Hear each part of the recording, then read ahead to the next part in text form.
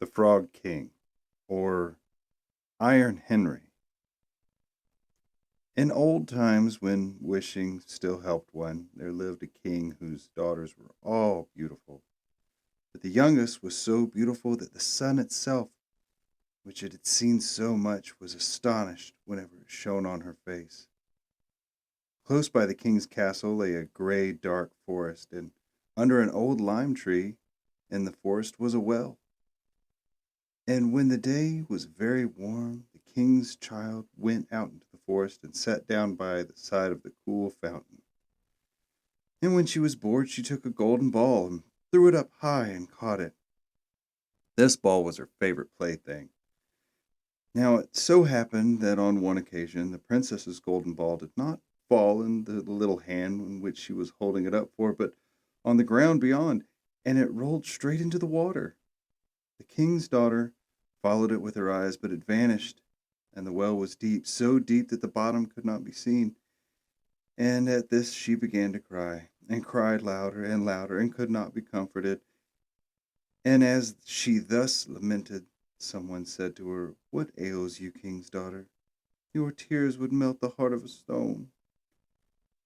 She looked around to side to see where the voice came from, and saw a frog stretching forth its thick, ugly head from the water.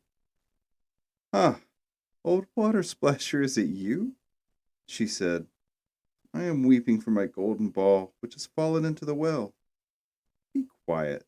Do not weep," answered the frog. "I can help you, but what will you give me if I bring your plaything up again?"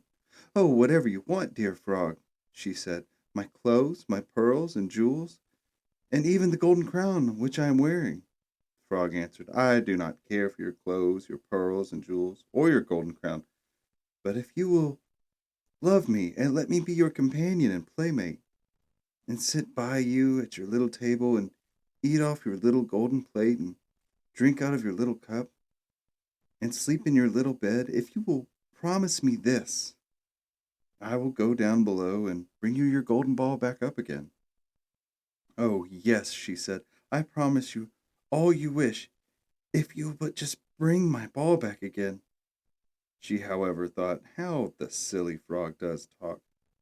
He lives in the water with other frogs and croaks and can be no companion to any human being."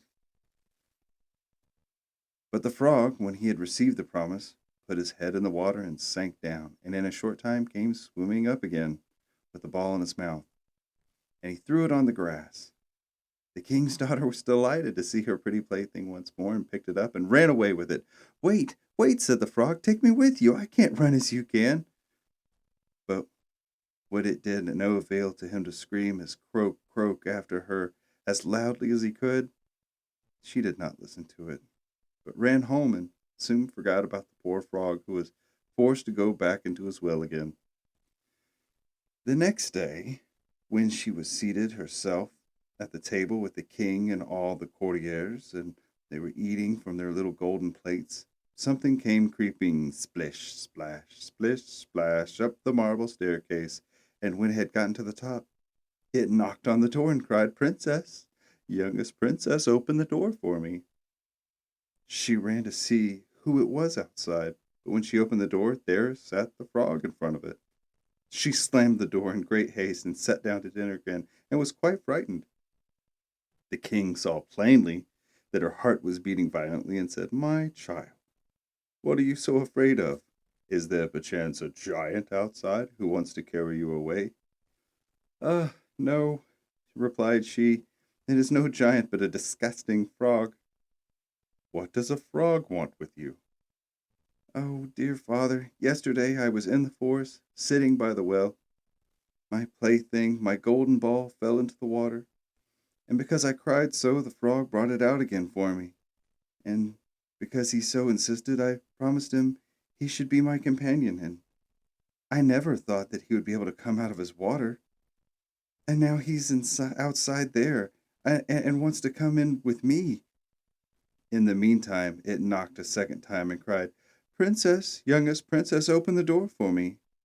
Do you not know what you said to me yesterday by the cool waters of the fountain? Princess, youngest princess, open the door for me. Then the king said, That which you have promised, you must perform. Go and let him in. She went and opened the door, and the frog hopped in, followed her step by step to her chair. There he sat and cried, Lift me up beside you. She delayed until the king commanded her to do it. And when the frog was once in the chair, he wanted to be on the table. And when he was on the table, Now push your little golden plate nearer to me so that we may eat together. She did this, but it was easy to see that she did not do it willingly. The frog enjoyed what he ate, but almost every mouthful that she took choked her. At length he said, I have eaten and am satisfied. Now I'm tired. Carry me to your little room and make your little silken bed ready, and we'll both lie down and go to sleep. The king's daughter began to cry, for she was afraid of the cold frog, which she did not like to touch, and which was now to sleep in her pretty, clean little bed. But the king grew angry, and he said, He who helped you when you were in trouble ought not to be despised by you afterward. So she took hold of the frog with 2 fingers, carried him upstairs, and put him in a corner. But when she was in bed, he crept to her and said, I am tired. I want to sleep as well as you. Lift me up, or I will tell your father. Then she was terribly angry, and took him up and threw him with all her might against the wall. Now you will be quiet, odious frog, she said. But when the frog fell down, he was no frog, but a king's son with beautiful, kind eyes.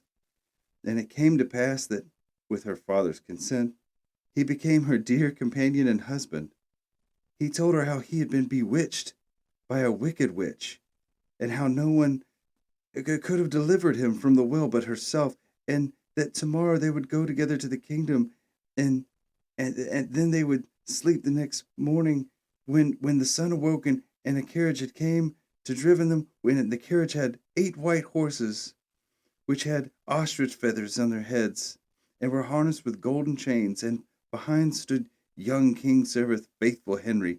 Faithful Henry had been so unhappy with his master's changed into a frog, that he had 3 iron bands be laid around his heart, lest they should burst with grief and sadness.